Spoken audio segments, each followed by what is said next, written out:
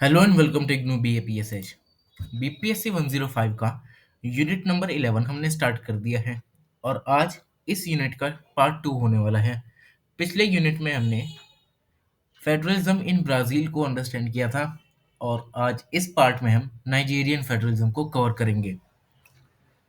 Nigeria की अगर हम बात करें तो नाइजीरिया एक हाईली पॉपुलेटेड और डाइवर्स कंट्री है।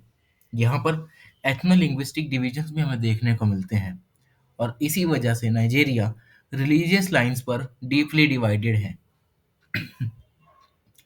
और इन्हीं डिविजन्स की वजह से यह फेडरल सिस्टम नेसेसरी बन जाता है ताकि इतने सारे डाइवर्स एलिमेंट्स को हम एक जगह होल्ड कर कर रख सकें। और यहाँ पर जो फेडरल सिस्टम का इंट्रोडक्शन होता है वो होता है 1954 में, जब जो ब्रिटिश कॉलोनियल रूलर्स होते हैं यहाँ पर एक कॉन्स्टिट्यूशन को इम्प्लीमेंट करते हैं एक यूनिटी गवर्नमेंट के साथ। पर ये न्यूटनी गवर्नमेंट ज़्यादा टिक नहीं पाती है और इसी वजह से यहाँ पर सोशियो पॉलिटिकल अनरेस्ट भी खड़ा हो जाता है। और 1960 में जब नाइजीरिया एक सॉवरन इंडिपेंडेंट कंट्री बनता है तो वो अपने कॉन्स्टिट्यूशन को रीडिज़ाइन करता है ताकि अपने डाइवर्स एथनिक ग्रुप्स और रिलीजियस लाइंस को एक जगह होल्ड करने के लिए वो एक ऐसा कॉन्स्टिट्यूशन बनाए जिसमें यूनिटरी गवर्नमेंट ना होकर एक फेडरल गवर्नमेंट हो, ताकि जिसमें जो एथनिक ग्रुप्स और जो उन ग्रुप्स के बीच कन्फ्लिक्ट होता है उसको कर्ब किया जा सके। अगर हिस्टोरिकली हम बात करें तो मिलिट्री रूल में जो नाइजीरिया है वो एक रिलेटिवली डिसेंट्रलाइज पार्लियामेंट्री फेडरेशन था जहाँ पर सेंट्रिस्ट प्रेसिडेंशियल सिस्टम था, मतलब प्रेसिडेंट वहाँ पर सेंटर में था। और 1966 में पहला मिलिट्री एडमिनिस्ट्रेशन ने एक यूनिटरी स्टेट को एस्टेब्लिश किया, पर इसमें भी एक वायलेंस हमें देखने को मिलता है। यहाँ के लोग यहाँ पर वायलेंस क्रिएट करते हैं इस स्कीम के अगेंस्ट। और यहाँ का जो मिलिट्री रूल होता है वो 5 राउंड तक चलता है टेरिटोरियल रीऑर्गेनाइजेशन, जिसमें जो फेडरल सब यूनिट्स होती हैं उनके नंबर को इंक्रीज कर दिया जाता है। और फर्स्ट रिपब्लिक में 1966 में 36 स्टेट्स बनाई जाती हैं। और इसके बाद जब मिलिट्री रूल आता है और जो सिविल वॉर होती है 1967 से 70 तक, इसमें नाइजीरियन फेडरल सिस्टम में एक प्रोफाउंड इम्पैक्ट देखा जाता है। हिस्टोरिकल बैकग्राउंड की अगर हम बात करें तो नाइजीरिया एक वेस्ट अफ्रीकन कंट्री है और ये भी एक कॉलोनी रह चुकी है ब्रिटिशर्स की। ब्रिटिशर्स यहाँ पर दो पार्ट्स में डिवाइड करते थे इन्हें। जो ब्रिटिशर्स थे वो नदर्न और सदर्न नाइजीरिया में रूल करते थे अनटिल 1914, जब ये दोनों कॉलोनीज एक साथ मिलकर प्रोटेक्टोरेट ऑफ नाइजीरिया बनती है। नाइजीरिया एक पोस्ट यूनियन होता है मैरियड अफ्रीकन कल्चर्स और रूलिंग एलाइट्स का। यहाँ पर ये एस्टिमेट लगाया जाता है कि जो यहाँ पर डाइवर्स एथनिक ग्रुप्स हैं नाइजीरिया के वो 250 से 500 तक हैं। और जिसमें कि 3 एथनिक ग्रुप्स पहले होते हैं इगोबो, जो कि जनरली क्रिश्चियन होते हैं, ये साउथ ईस्ट में रहते हैं। दूसरे होते हैं योरुबा, जो कि मुस्लिम्स होते हैं, वो साउथ वेस्ट में रहते हैं। और होते हैं हौसा फुलानी, जो कि मुस्लिम्स होते हैं और नदर्न रीजन में रहते हैं। ये नाइजीरिया की 2/3 पॉपुलेशन को कवर करते हैं और ये पॉलिटिकल हिस्ट्री में भी डोमिनेट करके रखते हैं। जो यहाँ के मुस्लिम्स होते हैं वो यहाँ की नाइजीरिया की हाफ ऑफ द पॉपुलेशन होते हैं और यहाँ के क्रिश्चियंस जो होते हैं वो ऑलमोस्ट 40% कॉन्स्टिट्यूट करते हैं। अब जब कॉलोनियल पावर यहाँ रूल कर रही थी तो 1939 में कॉलोनियल पावर ने नाइजीरिया को 3 रीजन्स में डिवाइड कर दिया एथनिक ग्रुप्स के बिहाफ पर। और वर्ल्ड वॉर सेकेंड के बाद जो ये 3 रीजनल डिवीजन्स थे वो एक फेडरल स्ट्रक्चर में इवॉल्व हो जाते हैं, जिसमें एक सिंगल एथनिक ग्रुप डोमिनेट करता है हर रीजन को। जो हौसा फलानी होता है वो नदर्न रीजन को डोमिनेट करता है, जो इगोबो होता है वो ईस्टर्न रीजन को डोमिनेट करता है, जो योरुबा होता है वो वेस्टर्न रीजन को डोमिनेट करके रखता है। और जब 1916 में नाइजीरिया इंडिपेंडेंट बन जाता है तो उसी के साथ एक फर्स्ट रिपब्लिक बनती है 1960 से 66 तक, जो कि स्ट्रॉन्ग रीजनल गवर्नमेंट द्वारा डोमिनेट की जाती है, पर यहाँ का जो फेडरल गवर्नमेंट होता है वो वीक होता है। और इसको फॉलो करते हुए 1967 में एक सिविल वॉर भी होती है, जहां पर इस सिविल वॉर के इंट्रोडक्शन के बाद यहाँ पर इकोनॉमिक और पॉलिटिकल मेजर्स को इंट्रोड्यूस किया जाता है, जिससे जो पावर होती है वो एक सेंट्रल अथॉरिटी के पास कंसंट्रेट हो जाती है।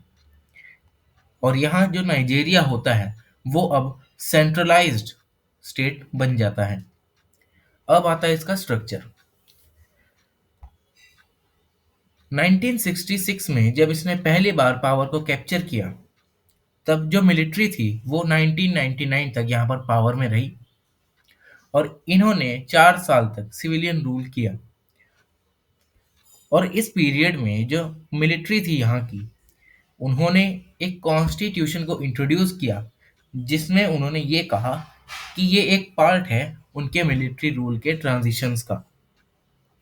और सिविलियन रूल के रिस्टोरेशन के बाद जो फेडरल रिपब्लिक थी नाइजीरिया की, जिसमें 36 स्टेट्स थे और उसकी एक कैपिटल टेरिटरी थी, वो यहाँ पर कॉन्स्टिट्यूट हो जाती है, और इसकी कैपिटल बनती है कैपिटल टेरिटरी ऑफ अबूजा।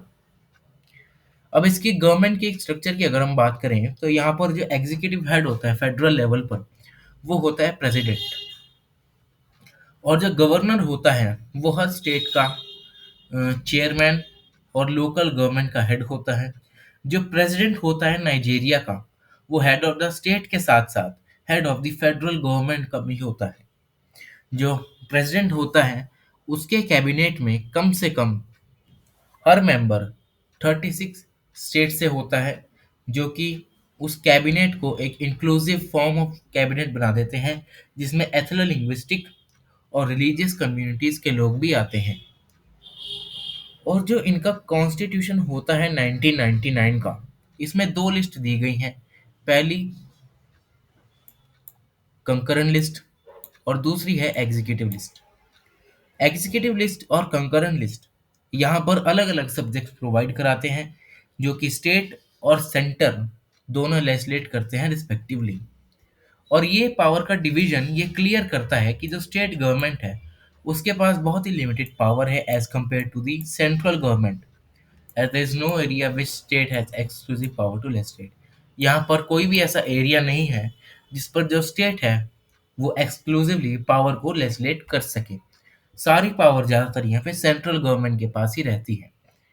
और जिनका पार्लियामेंट है उसका नाम है नेशनल असेंबली ऑफ नाइजीरिया। ये एक फेडरल लॉ मेकिंग बॉडी है नाइजीरिया की। इसमें दो चेम्बर्स हैं। पहला है हाउस ऑफ रिप्रेजेंटेटिव्स, यहाँ का लोअर हाउस। दूसरा है द सीनेट, जो कि अपर हाउस है। The executive branch in Nigerian federal government consist of president. अब जो इनकी एग्जीक्यूटिव ब्रांच होती है, इसमें प्रेसिडेंट, वाइस प्रेसिडेंट और मिनिस्टर्स आते हैं। और जो कंट्री का कोर्ट स्ट्रक्चर है वो फेडरल और स्टेट लेवल पर दोनों में एग्जिस्ट करता है, जहाँ पर जो हाईएस्ट कोर्ट होती है वो सुप्रीम कोर्ट होती है। और एज पर द कॉन्स्टिट्यूशन, यहाँ पर जो कॉन्स्टिट्यूशन है वो सुप्रीम लॉ है नाइजीरिया में। और जुडिशरी अगर यहाँ के कॉन्स्टिट्यूशन को इंटरप्रेट करती है, उसे चार्ज भी किया जाता है। आगे आता है functioning of Nigerian federalism. Nigeria एक फेडरल कंट्री है बाय प्रैक्टिस, पर यह कंट्री एक यूनिटरी स्टेट की तरह वर्क करती है। यहाँ के सेंट्रलाइजिंग टेंडेंसीज यहाँ पर ज़्यादा डोमिनेट करके रखती हैं गवर्नमेंटल सिस्टम को। यहाँ पर स्टेट और लोकल लेवल पर जो गवर्नमेंट्स हैं उनके पास एक कैपेसिटी नहीं है कि वो रिसोर्सेज को भी मैनेज कर सकें। तो सारे रिसोर्सेज का जो मैनेजमेंट होता है वह सेंटर के पास होता है, ताकि जो लोगों का वेलफेयर है उसे इंश्योर किया जा सके। और जहाँ की सेंट्रलाइजिंग अथॉरिटी होती है उसके पास रेवेन्यू और रिसोर्सेज की भी अथॉरिटी होती है। और मिलिट्री रिजाइम में इसी की वजह से हमें फिजिकल फेडरलिज्म देखने को मिलता है नाइजीरिया में। और ये जो सेंट्रलाइजिंग टेंडेंसीज होती हैं वो यहाँ पर वर्टिकल और हॉरिजॉन्टल इम्बैलेंस क्रिएट कर देती हैं नॉर्थ में और साउथ में। अगर हम पॉलिटिकल लेवल पर देखें तो यहाँ पर इरेगुलरिटीज और फ्रॉड भी देखे जाते हैं इलेक्शंस में। जो कि ऑब्जर्व किए हैं ईयू इलेक्शन ऑब्जर्वेशन मिशन में। और ये हाईलाइट करते हैं कि यहाँ पर जो डेमोक्रेटिक प्रोसेस है वो बहुत ज़्यादा इरेगुलर है। यहाँ पर बहुत ज़्यादा फ्रॉड देखने को मिलते हैं। और सोसाइटल लेवल पे अगर हम देखें तो नदर्न नाइजीरिया में जो फेडरल सेटअप है वो इतना एबल नहीं है कि वहाँ की जो माइनॉरिटी एथनिक ग्रुप्स हैं उनके कंसर्न्स को एड्रेस कर पाए, which are in constant conflict with the majority, जो कि हमेशा कन्फ्लिक्ट में रहती हैं मेजॉरिटी के साथ, ताकि उन्हें बेसिक फैसिलिटीज और राइट्स मिल सकें। और इसी वजह से बहुत सारे नाइजेरियंस ये डिमांड करते हैं यहाँ पर ट्रू फेडरलिज्म की, ताकि कोई भी तरह का जो डिस्क्रिमिनेशन है नॉर्थ और साउथ के बीच में वो ना रह सके।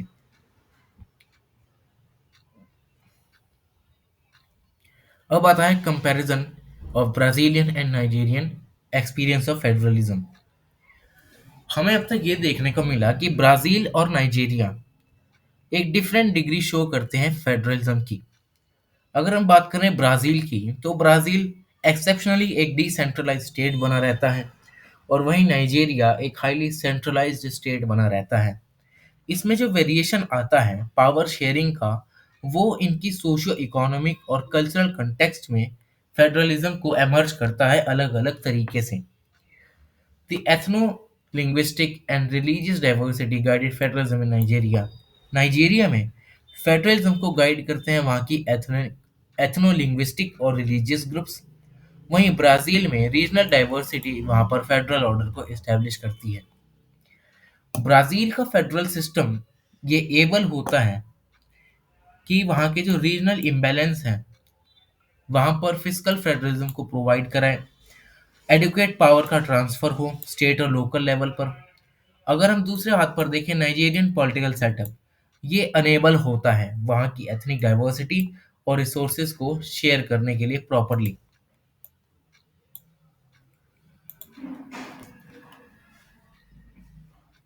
Nevertheless, despite unresolved issues in Nigeria's federation on power sharing, Nigeria, along with Ethiopia, South Africa, is one of the few countries in Africa where the federal system, with various transmutations, has survived since its independence.